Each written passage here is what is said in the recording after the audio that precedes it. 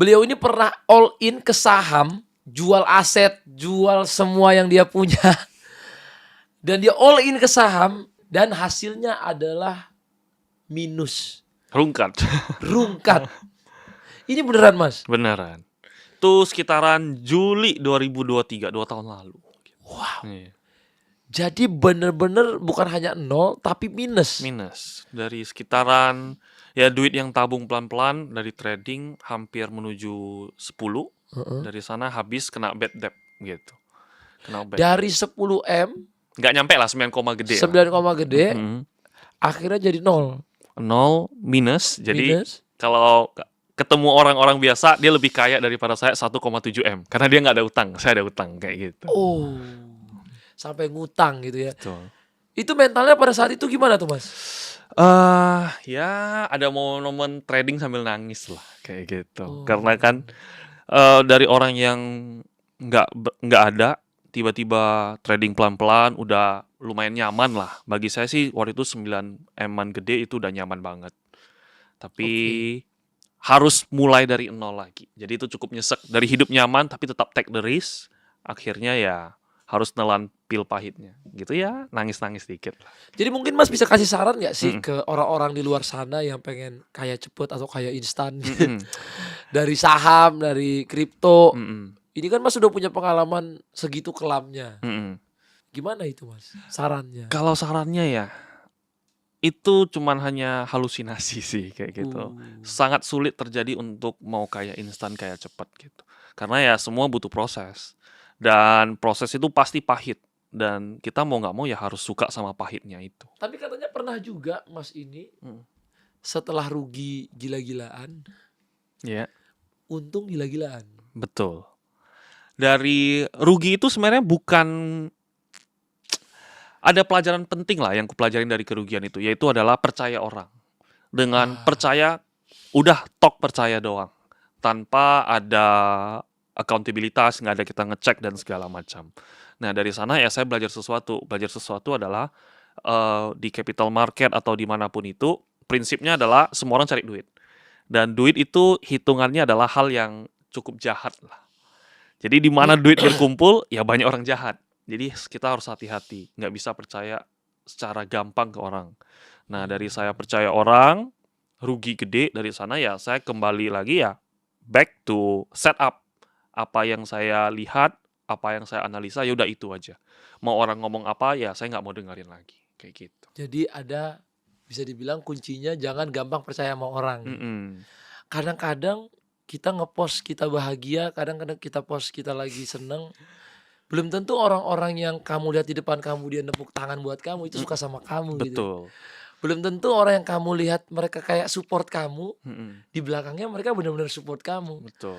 Karena sekarang itu bisa dibilang dari 100 orang yang kamu ketemu, mungkin hanya 1 orang yang benar-benar support kamu.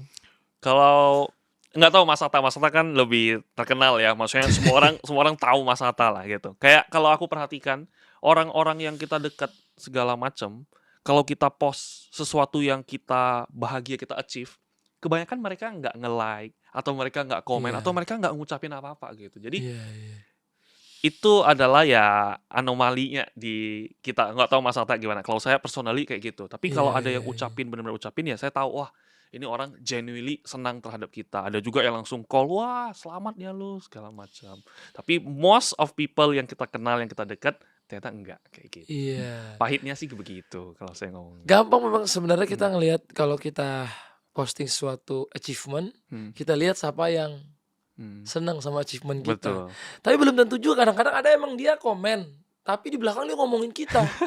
Ada juga Mas. Iya. Jadi nggak semua yang di depan itu Betul, suka gitu. betul, Jadi memang betul. kadang-kadang aku cukup salut sih sama orang yang bisa apapun itu bisa keep it private gitu ya.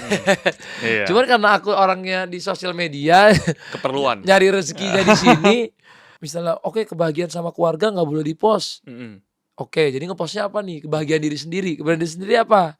Pencapaian. Misalnya pencapaian mobil. Wah, nanti ada juga yang nggak suka. Betul. Kalau pencapaian rumah ada juga nggak suka. Oke, nggak boleh posting mobil sama rumah.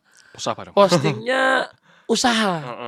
Usaha pun ada juga yang nggak suka, kok dia Betul. bisa sukses. Mhm. Oke, usaha nggak suka, ini suka, oke postingnya kamu lagi jalan-jalan aja. Mhm. Tetap Ada aja. juga yang nggak suka, kok aku nggak bisa jalan-jalan, kamu. Iya. Oh ya udah jalan-jalan juga nggak boleh. Makan yang kamu suka. Iya.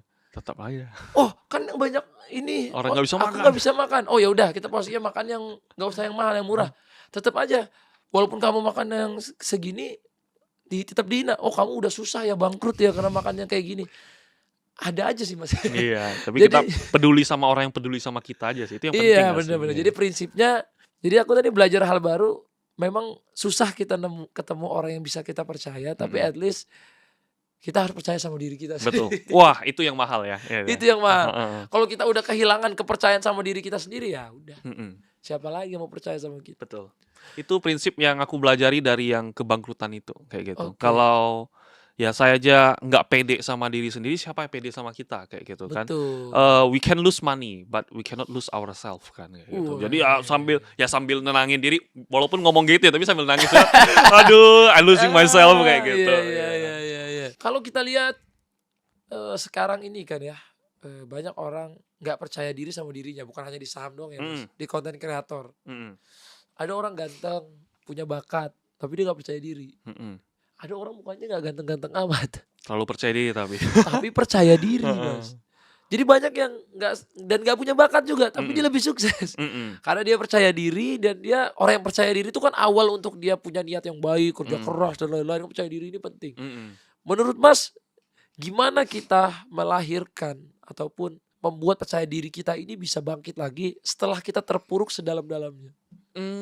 Mungkin knowing your edge ya. Jadi keunggulan kita itu apa gitu. Mungkin ada yang ganteng, ada yang pinter, ada yang keluarganya privilege dan segala macam. Tapi kalau misalnya kita nggak ada, kita adanya apa? Pasti adanya waktu dong. Oke. Nah, kita strive-nya dari sana kayak gitu. Mungkin kalau saya senangnya bilang kita boleh kalah ganteng, kalah keren, kalah keluarga yang kaya, tapi nggak boleh, bahasanya sih kalah biji ya gitu ya. Woi. Bijinya nggak boleh kalah, mentalnya harus maju dulu kayak gitu. Jadi take the risk but calculated risk kayak gitu. Take Jadi- the risk but calculate the risk. Iya. Itu bagus loh guys. Heeh. Orang bilang take the risk, Iya. dia all in habis itu bangkrut ya Mas. Iya. Itu kan artinya nggak tanggung jawab sama hidupnya dong. Oke. Tapi kan kita harus menghitung, oh kenapa alasannya all in, age-nya apa, probabilitasnya berapa gitu kan, semua harus dihitung. Baru tembak semua all in gitu. Itu yang saya pelajarin. Saya hilangkan semua probabilitas, hitung barang, semuanya saya lupakan. Percaya satu, plak katanya kayak gitu. Katanya.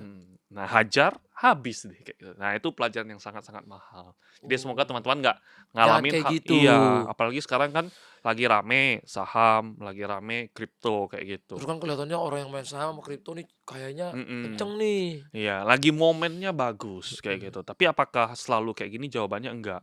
Oke. Dulu mungkin sekarang 2026 ya. 2023, 2024 itu cenderung lebih suram kayak gitu. 2024. Iya, Malah- 2024 ada lah beberapa, tapi ya 2023, 2022 itu suramnya luar biasa. Oke. Nah, dari sana banyak yang bangkrut, banyak yang trauma.